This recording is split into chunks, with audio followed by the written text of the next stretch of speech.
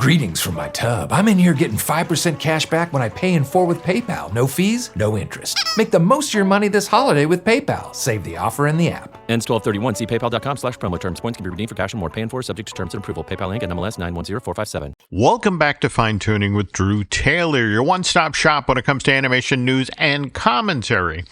I'm entertainment writer Jim Hill, and Mr. Taylor, whose writings on the industry you can regularly read over on The Wrap, and whose musings on the Mission Impossible movies you can still listen to over on Light Diffuse, the official Mission Impossible podcast. Anyway, Drew and I are recording this week's show on Sunday, November 2nd. Daylight savings time started today. I'm always grateful for that extra hour of sleep when we turn back the clocks. Problem is, nobody ever tells the animals. Yes, exactly, Jim. Exactly. Yeah. Right, so I was going to ask about, Nova is so much sweeter and politer than our two rotten cats. Sorry, Ginger and Betty were up on the bed, basically the crack of dawn, like lazy slugs, up, come on. We have not had a fresh can of Fancy Feast in hours, just get up. Whereas Nova, I would imagine, did politely. She got up and then I said, come on, we're going back to bed. So then she came up and snuggled with her mom, and then that was it. So yeah, she was very good. You're right, Jim. She was very polite. All right, there we go. See, that's why you want a dog instead of a cat.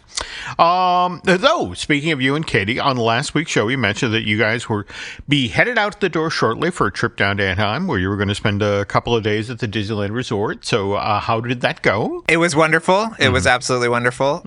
Despite, the ongoing construction at the Grand Californian for their new the new concierge lounge, sort of on the other side of the hotel. So okay. A lot of worrying, a lot of, cranking and things like that. But, that's okay. Okay. That's okay. All right. And, by the way, thank you for sending that image from the carriage house in front of the Haunted Mansion. I guess that answers the question, that the giant banner that said, Madame Leota welcomes Jack Skellington. Was it a wall-to-wall nightmare inside there? Yeah, it was pretty wall-to-wall. And then what was really interesting is that outside of the carriage house was a little cart. Oh. So it was double the fun, Jim, of just unnecessary crap as far as the eye could see. So, yeah. Well, again, you only have, as I understand it, 57 seconds from when a person gets off a ride till when their sales resistance kicks in. So the notion of build a carriage house and put a cart out front, I mean, you don't want to miss anybody. But yeah, it was a good Haunted Mansion holiday, though. I really appreciated the new Oogie Boogie animatronic at the end, and I loved the gingerbread house with all the crows. But what's interesting is that I still haven't seen the new bride, Jim, because she's covered up in the attic. So I have still not seen the new bride in the Haunted Mansion. But one day. Okay. All right. We live in hope. But anyway, folks, we have lots of animation news this week, which we'll get to in a sec. But first, want to acknowledge our sponsor, which is unlockmagic.com, where you can get real discounts on Walt Disney World and Universal Orlando tickets, sometimes upwards of 12% off. Again, just so you know, Unlock Magic is run by the exact same team behind DVC Rental Store and the DVC Resale Market. Just pick your dates and then grab your tickets for things like those after-hours hard tickets, like Mickey's Very Merry. By the way, 2025 edition of that gets underway at the Magic Kingdom this week on November 7th and then runs on selected nights through December 21st. Likewise, Jollywood Nights, which then also gets underway this week on the 8th, and is presented at Hollywood Studios on select nights through December 22nd. Oh, and when you get your tickets, tell the nice folks at Unlock Magic that Drew and I sent you. All right, and since we're talking about the Walt Disney World Resort, do want to mention that Zootopia Zoo Better Together, which, remember, Drew told us about how it was Jared Bush and Byron Howard, the directors of Zootopia 2, who were rather proud of the fact that their team handled the animation for this new attraction going into the base of the Tree of Life at Disney's Animal Kingdom. Though, just before we got started here today, Drew, you shared the most recent Zootopia 2 promotional thing. Do you want to tell folks what that was about? Yeah, it was a kind of caravan of motorized vehicles that were being piloted by characters from Zootopia 2, driving around Los Angeles, Jim. So if you see these guys at a crosswalk, do not run them over. They were very cute. They're very much in the style of the Lilo and Stitch, the kind of animatronic car that was driving around in promotion for the live action movie. Though when you and I were both eyeballing this footage a moment ago, I think we pieced together that tooling in Los Angeles is kind of a generous definition of this. Weren't they going across the crosswalk in front of Disney Studios? I mean, it looked like that, yes. But okay. If someone can send us a precise location, let us know. We want to go see them. But you know what? Somebody just pointed out, Jim, that the Tree of Life is not the first time that Zootopia has overtaken It's Tough to Be a Bug. Because inside California Adventure in 2016, they had a promotional Zootopia preview inside the Tough to Be a Bug theater. Oh, which is crazy. Wow, I had forgotten about that. Yeah. Okay. So, yeah. Now, okay. So to get back to Zootopia Zoo Better Together, which again done by the folks at Walt Disney Animation Studios in California. Okay, so it's a 9-minute long replacement for Tough to Be a Bug, and by the way, that's the exact same length of the previous show. However, scary stuff has been removed. No more Black Widow spiders bungeeing down from above. And it's worth noting that this show does feature a scene that's set in Marsh Market.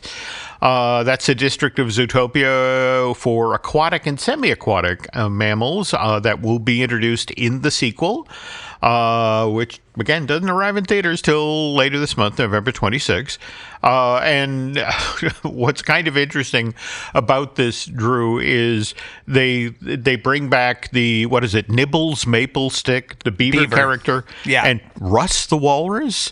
And the reason they bring them back is because as they're talking and lisping, that then gives the folks at Animal Kingdom, justification for spritzing the audience with water. So yes, I thought it's a little weird, Jim, because the entire conceit of the show is that you're watching a satellite feed. This is true, so but I don't understand why they're in theater effects. What can I tell you? Anyway, all right. Zootopia Zoo Better Together officially opens to the public later this week on Friday, November 7th. And animation fans will want to check out this at least once. Gotta say, early reviews aren't terrific, and it's interesting because it's cast members and annual pass holders who are largely, sort of expressing their disappointment because I guess the initial take, Drew, is that this is far more of a kiddie show now. It's aimed at a younger audience.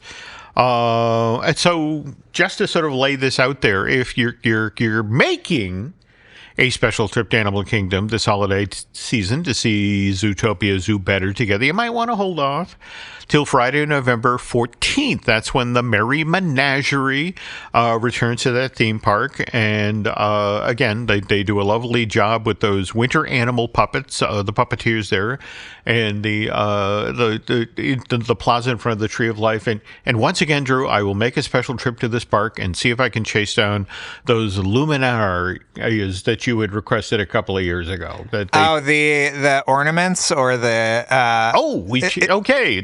They have ornaments? I think they have ornaments of the characters from the Menagerie show, which is very cool. Okay. But you know what? Whatever. Just go to Animal Kingdom. I know you love construction walls, Jim, so check those out. Well, by the way, when the construction walls finally came down for Zootopia Zoo Better Together, I have to say that somebody at Disney is earning their paycheck. I don't know if you saw that the character they put over the lightning lane. I saw that. Yeah, it's it Flash the Sloth. I thought that was funny. Yeah. Anyway, and speaking of things in mid-November, this year's edition of the Studio Ghibli Fest is coming to a close with that Academy Award-winning Hayao Miyazaki movie, The Boy and the Heron. And this is the first time this film has been back in theaters since it was released back in 2023. And by the way, Miyazaki came out of retirement to work on this film. It took him 10 years to complete, but he did it. And we don't really believe Hayao is ever retiring now, right? I don't think so, Jim. Okay. I don't know. I mean, the man smokes how many cigarettes a day, and he's an unstoppable force of nature. So, yeah. Okay. Now, by the way, this is being presented by G Kids and Fathom Entertainment. Now, just to be clear here, folks, only screening for 5 nights, and there are different versions of The Boy and the Heron being shown on different days. For example, Saturday, November 15th, and the 16th, that's the English language dub, whereas if you go to the theaters to catch this on Monday, November 17th, and Tuesday, the 18th, that's the Japanese language with subtitles. And finally, it closes out its 5-night run on Wednesday, the 19th, with the English language dub. And speaking of stuff out in theaters, you're seeing the numbers for this past weekend, Drew. So very much on the low side, right? Yeah. I mean, I don't know if you saw that report that it was like the slowest October in like 30 years, almost 30 years or something. So... Well, yeah. What's interesting is at least a couple of places are suggesting that that's largely in the back of what? Halloween was on Friday night, and then I guess Game 7 of the World Series was Saturday night. So, you can imagine. Katie and I went and saw John Carpenter live last night, which was a hoot. But we were furiously driving home as the Dodgers were winning, seeing all the fireworks going off, and thinking of our poor dog at home alone. So that was a little stressful, but yeah. Okay. Yeah. Well, all right. All the more reason to bring her into the bed to cuddle this morning. Still getting over the trauma there. But speaking of which, this past weekend, only 2 animated offerings in theaters this time around. We had got the sing-along version of K-pop Demon Hunters back in theaters. Was on over 2,800 screens around North America. Did an estimated 3.4 million domestic ticket sales. Good enough for 7th place. On the other hand, Stitch Head, were you aware this was coming? This animated? I have a link. I haven't watched it yet, but I've heard it's very charming and fun. Yeah. Yeah. Okay, so just to be clear here, folks, this is an animated co-production done by studios in the UK, Luxembourg, and Germany, based on the graphic novel from 2011 by Guy Bass.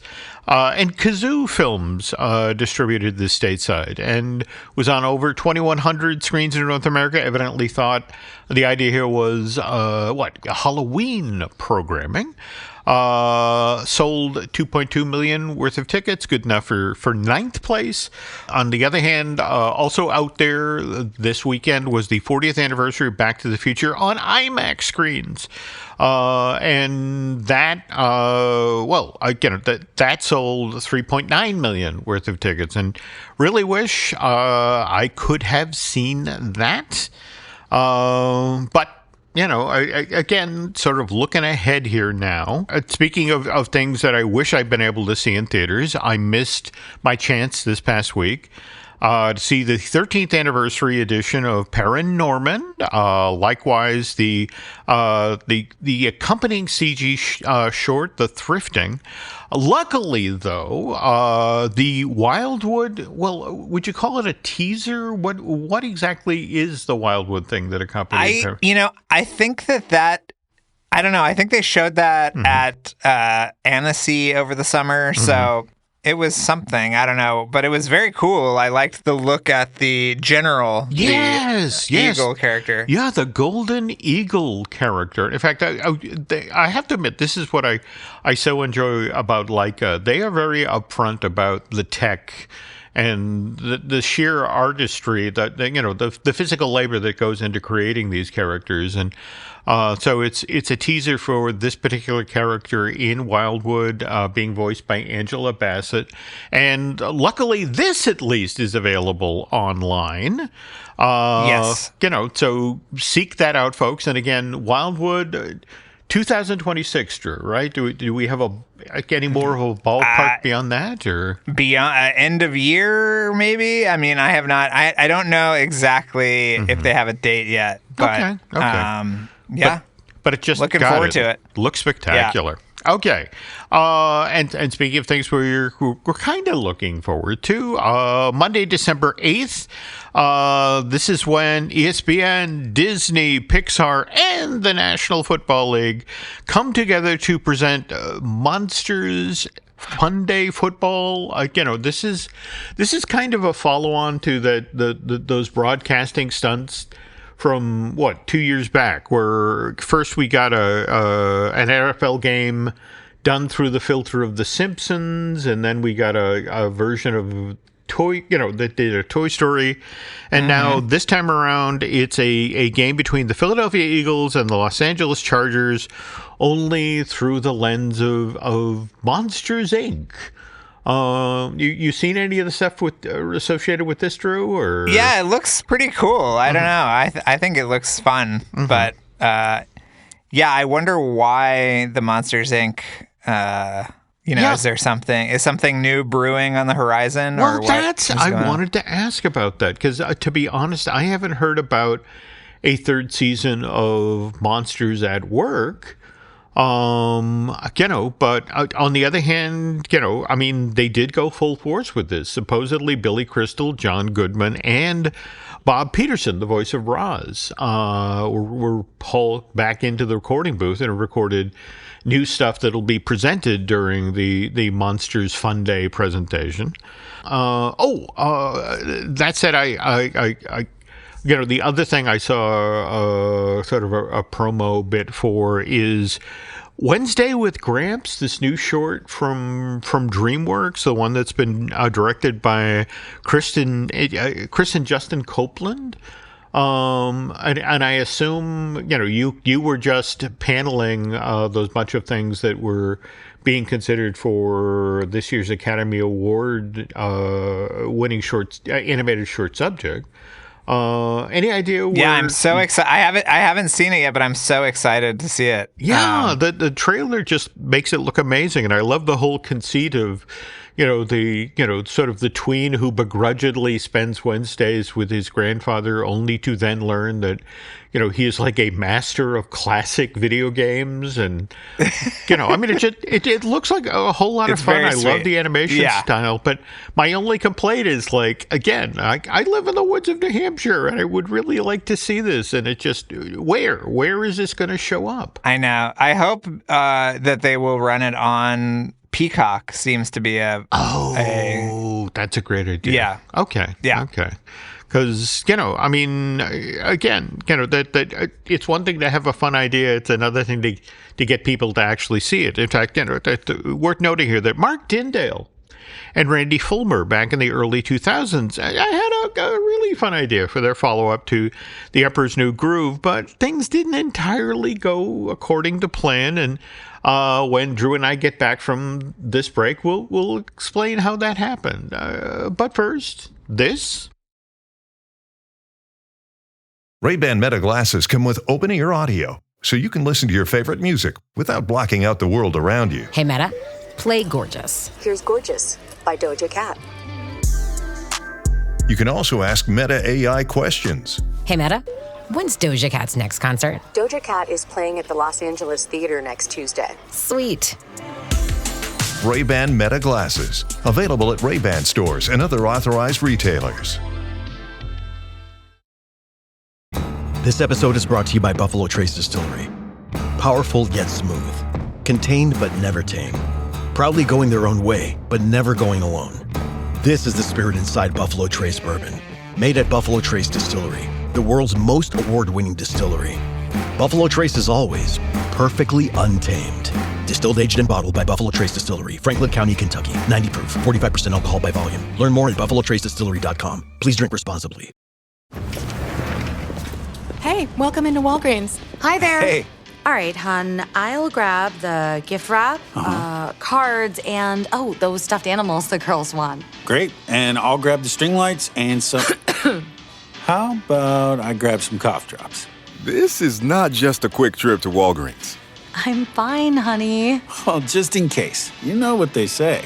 'Tis the season. This is help staying healthy through the holidays. Walgreens. And we're back. Okay, just to be clear here, folks, this episode of Fine Tooning will go live online on Tuesday, November 4th. And coincidentally, this is the 20th anniversary of Chicken Little's release to theaters. And that was Disney Studios' initial attempt at making a full-length computer animated film. And I know, Dinosaur was out there ahead of it. But, as Mr. Taylor will tell you, that the thing about Dinosaur is the dinosaurs are animated, but it's live action background plates for a lot of that. Yeah, that was the big kind of thing. What was it, Jim? The Secret Lab? Yeah. We'd love it. Yeah. And that's another kind of heartbreaking story that we should probably circle around to at some point. But anyway, again, 20th anniversary of Chicken Little, and I was just, before we got started here today, sort of Googling, well, what can I get, for this celebration? And I guess there's a pin, a Clayson pin, but... Yeah, I think I saw it at Disneyland. Oh, okay. Yeah, but, I mean, there's that. I mean, that movie is not super special, but, Well, but I would argue, I mean, I've always loved what Nick Ranieri did with Buck Cluck. I mean, I feel like, I mean, Nick was one of the master animators of the second golden age, and he was one of the ones who transitioned over to doing CG. And it was one of these things where this is a guy who had, an animation skill set that, he could do hand-drawn. He could certainly do CG. When you see his 2D stuff, though, it is just so much better than anything that wound up in the movie. No, you're not wrong. Yeah. You're not wrong. But I guess, for me, what's interesting about Chicken Little is that so much of the film we ended up with has nothing to do with what the filmmakers wanted to do. I mean, there were these forces in the marketplace. Again, I mean, for example, just around Chicken Little, when it's actually being released, I mean, 5 weeks earlier, this is when Michael Eisner steps down as the head of the Walt Disney Company. So, and as Chicken Little is opening in theaters on November 4th, 2005. Bob Iger is already working behind the scenes to get the Pixar acquisition going. I mean, having back channel conversations with Steve Jobs and even when this animated feature was in initial development from 2001 to 2005, it was a time of enormous upheaval at Disney. So, which is why I thought today Mr. Taylor and I would take a look at this. And so, all right, our story starts in late 2000.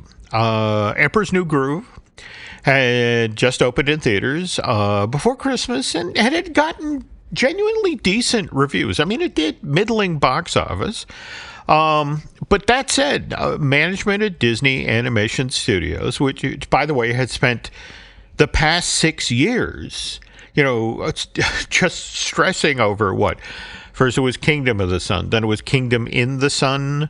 And at this point, they are just so grateful to Mark Dindal and producer Randy Fullmer for landing the plane, right, Drew? For taking all of those pieces that had been Kingdom of the Sun and pulling them together into something that the studio could actually release. So at this point, they were, as a thank you to Dindal and Fullmer, they're like, what do you want to do next? I mean, it's just sort of like, you saved our ass. What do you want to do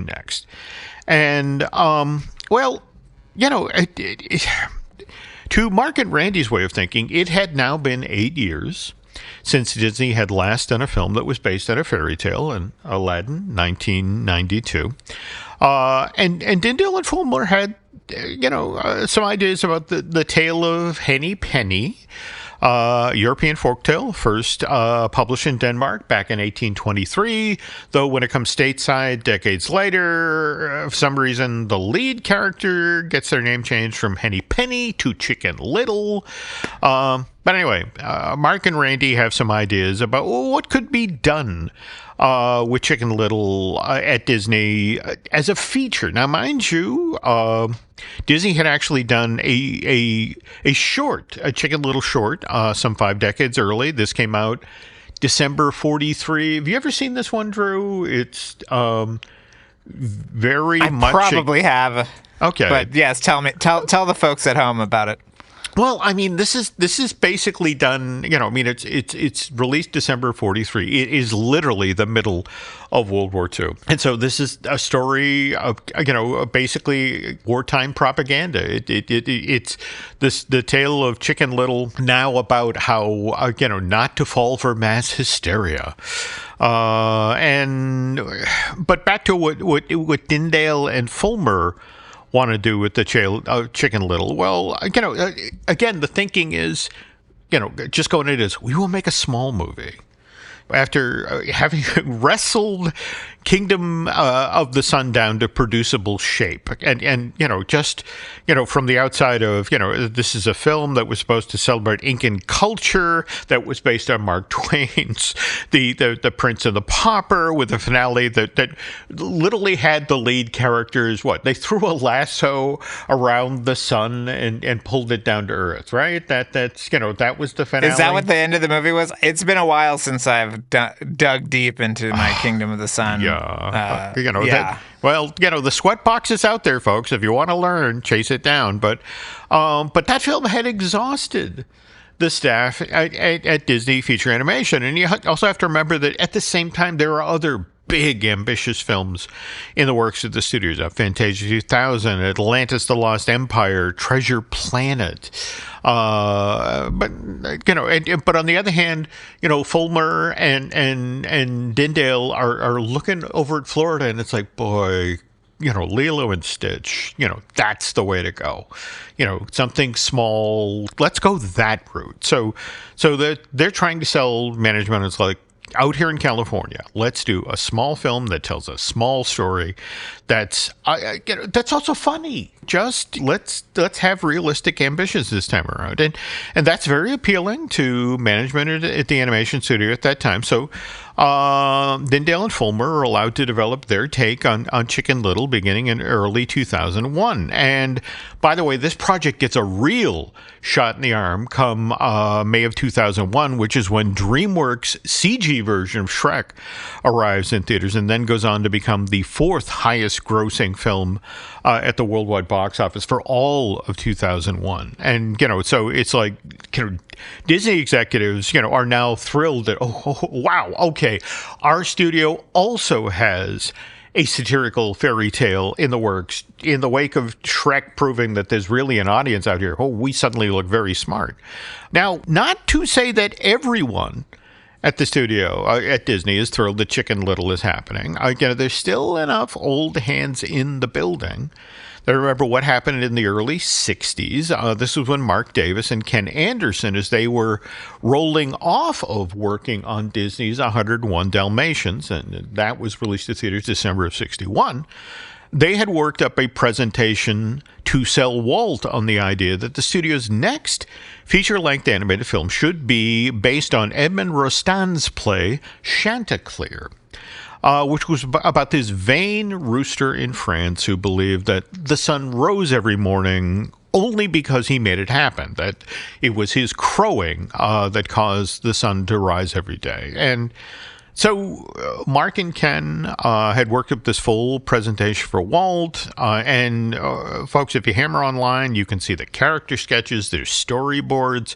But what Davis and Anderson didn't really take into account at the time was that This is a part of the Disney corporate story. The company doesn't really like to talk about. I mean, you've heard about this, Drew, that with the 18-month-long feud that the Disney brothers had, where they weren't talking to each other at that point. I mean, they were, they would only communicate through memos and intermediaries. And what was this? This was, 1960 all the way till June of 1961. What happened, Jim? Why weren't they chatting? It actually was related to Disneyland. Walt evidently, had his own company, Walt Disney Inc., and was selling the company the rights to use his likeness and his name. And Roy evidently was furious about this because it's like, we're a publicly held company, and you can't.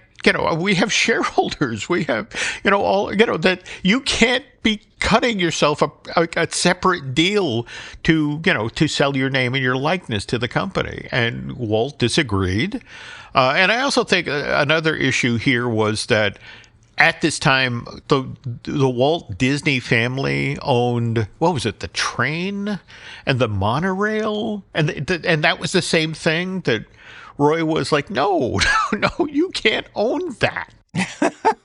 So anyway, long story short, Mark and Ken walk into this, and they make the key mistake of pitching Chanticleer, the movie, in the late winter, early spring of 61. And again, Disney Brothers is still feuding at this point. And Roy's boys, these are the folks who handled the financial side of Disney. At this point, again, it's been going on for more than a year, and they are frustrated, so they decide they're going to teach Walt a lesson. So that contingent walks into this presentation that Ken and Mark are going to make, determined to derail this film before it even begins production. And so Mark once told me, that he's literally starting the pitch. I mean, it's not a question of, finish the pitch and the audience, can then, talk to you about, well, does this work? Does that work? But he's like, starting it off with, well, Chanticleer's the tale of this rooster. One of, Roy's folks, you can't make a chicken the lead of a cartoon. Chickens aren't cuddly. And just right from there, it goes off the rails. And Walt evidently had been told going into this meeting, this is going to happen. And don't engage. Just we don't want this fight to continue. We don't want it to go public.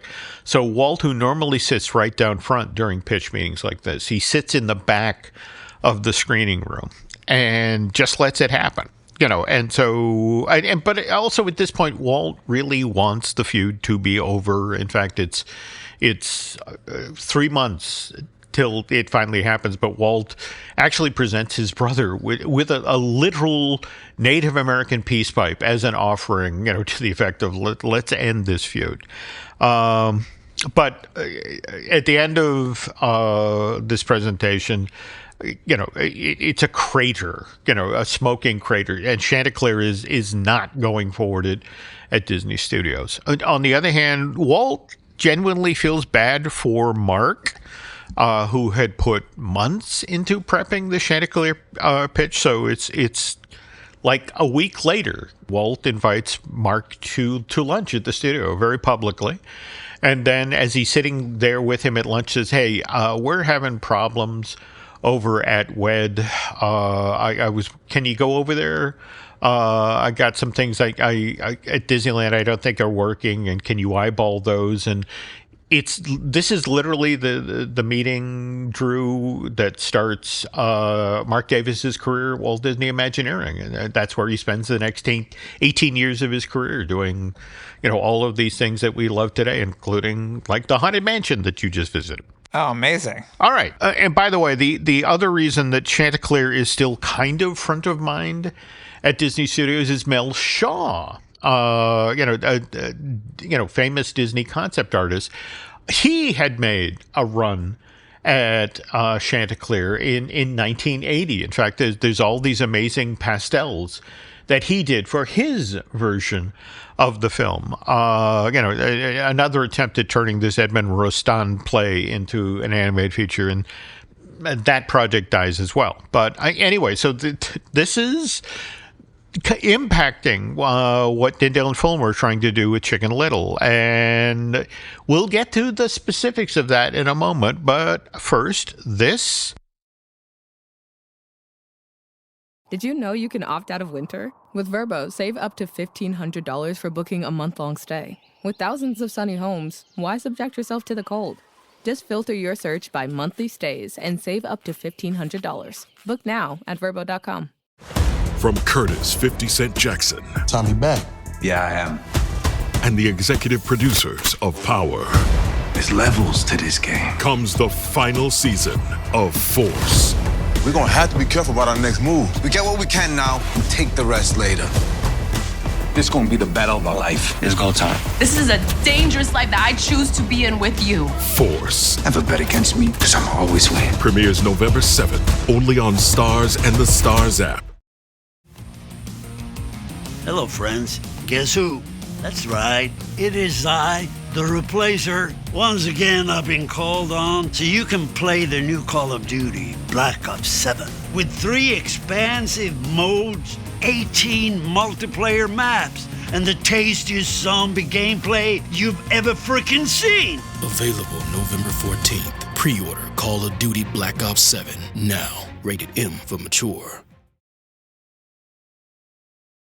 And we're back. All right. So before we continue with the Chicken Little story here, want to circle back for just a sec to that Chanticleer pitch session in the late winter, early spring of '61. And one of the other ways that Roy's Boys supposedly derailed this animated feature was to bring up how expensive it was going to be to make. And the specific issue that evidently kept being brought up, at least this is what Mark told me, was that, most of the characters in Disney's proposed Chanticleer film were going to be birds, which meant that they were going to be covered with feathers.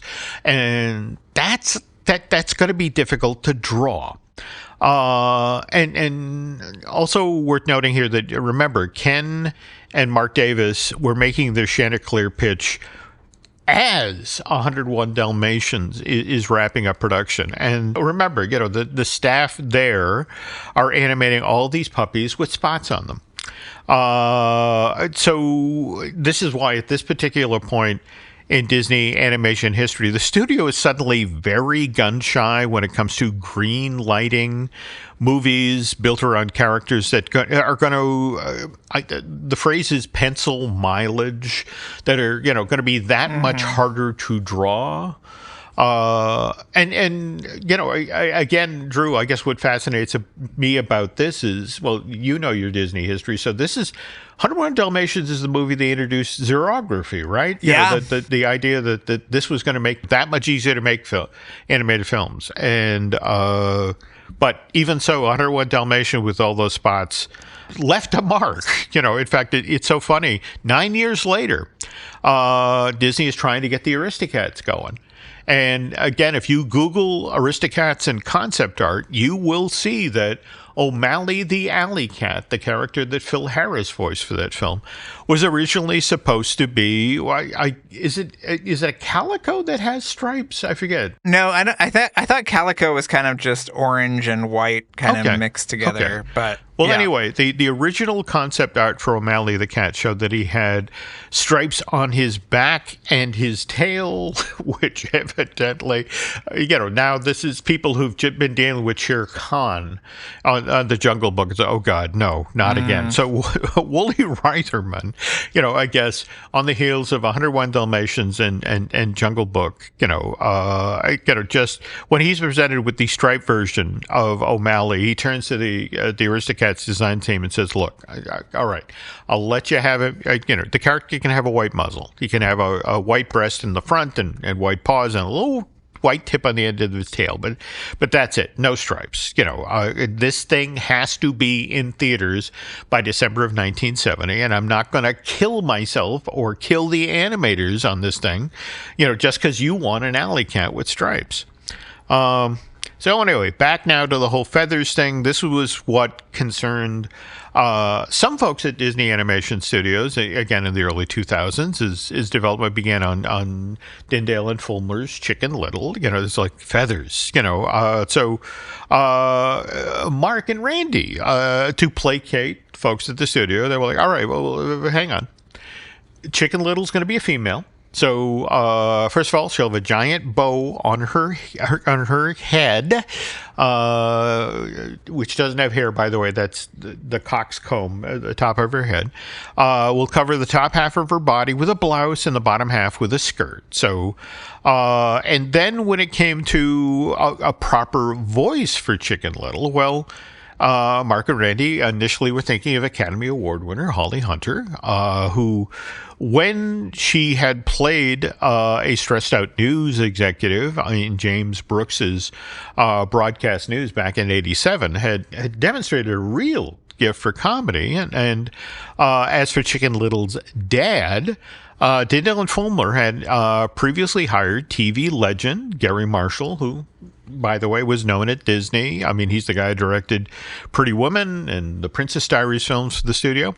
But they wanted him to, well, actually, they did hire him to voice a character for The Emperor's New Groove that wound up being cut as the film moved toward finishing production. But they never forgot Gary's vocal performance, which they felt was real and sincere and heartfelt, and they loved that he sounded like a genuine New Yorker. So, which is why they wanted to cast Marshall as Chicken Little's loving but still concerned dad, who was, worried about that this whole the sky is falling thing with his daughter might be an indication of bigger emotional problems. And now, Drew, you know the original story for Chicken Little, right? The whole camp. Yes, I don't know if I do. Oh, okay, all right.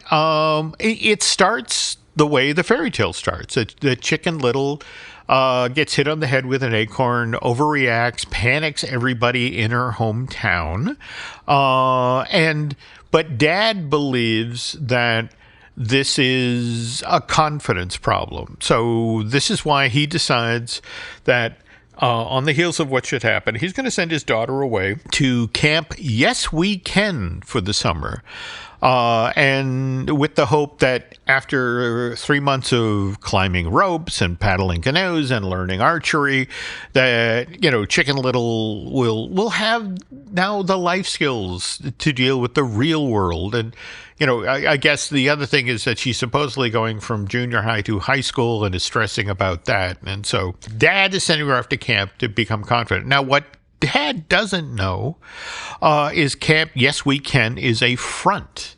It's actually run by a bunch of wolves who are literally dressed in sheep's clothing. And by the way, the lead wolf was voiced by Penn Jillette, who I got to interview after this version of the film got canceled. And he was like, "Oh, it was so much fun, and I had so much cool dialogue." But the conceit is the wolves, the camp counselors, are literally fattening these kids up. Which, by the way, was going to be a running gag with Runt of the Litter. Anyway, the idea was that come Labor Day, the wolves were then going to eat all of the campers. And so Chicken Little learns of their plan and tries to warn of all of her fellow campers, calls her dad at home. But because of this whole the sky is falling incident, no one will believe Chicken Little. They think she's overreacting. She's paranoid. But again, overall, it's a small story. In only two settings: the town where Chicken Little and her dad live, and then the camp, which is just right outside of town. This film is supposed to be funny and fast. In much the same way Lilo and Stitch, kind of used its model, Dumbo. That was the same thinking, that we'll be lucky if we get this thing out to 75 minutes, but it'll be fun. Anyway, the story reels get shown to Michael Eisner in 2002, who likes it, but has notes. And the keynote is Disney's own research says that while little girls will go to movies where boys are the protagonists. Little boys won't go to movies where girls are the protagonists. And Mr. Taylor will immediately tell you this is wrong because tiny little films, barely worth mentioning, Frozen, Moana, Encanto. But what are you going to do? But even so, because the guy in charge at the studio, believes this, Chicken Little has changed from a little girl character to a little boy character. And especially weird bend on the story. Holly Hunter had already been in to do some recording on this early version of Chicken Little. But obviously, with the change of, changing the lead from female to male, she's no longer needed. Now, Brad Bird at the time is up at Pixar working on The Incredibles, and he is struggling to find just the right voice for Helen Parr. And evidently a friend of his at Disney slips him the recordings that Hunter had done for Chicken Little. Especially, I guess they had really done some heavy lifts on the end of the movie where Chicken Little now is basically in superhero mode. She's trying to save all of her friends at Camp Yes You Can from those wolves in sheep clothing. And Brad hears Holly's scratch tracks for Chicken Little and thinks, that's my Helen Parr. And he's not wrong. Incredibles comes out in November of 2004, enormous hit for Pixar, and a lot of that is on the back of Holly Hunter's work as Helen Parr. But now, back to Dindal and Fullmer, who again trying to make a small movie for Disney because they see all of these giant films that Disney is making at the time that are expensive and more to the point, these big things for some reason aren't connecting with audiences. Whereas Eisner, he's like, are the stakes for Chicken Little too small? Could we now maybe up the stakes a bit? Maybe. Is the thing that starts our story, the thing that hits Chicken Little in the head and, sends her into the sky is falling panic. Does it really need to be an acorn? Could it maybe be a piece of a UFO?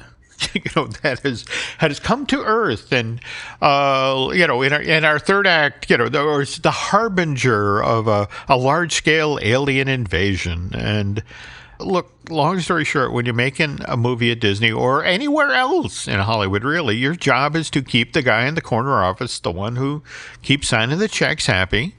So that's what Mark and Randy did. They regrouped and they began working on a second version of Chicken Little, one that was now built around a male leading character, where a huge alien invasion was now their action centerpiece of the third act. And then the kicker, Eisner starts feeling out Dindal and Fullmer about the idea of doing Chicken Little in CG.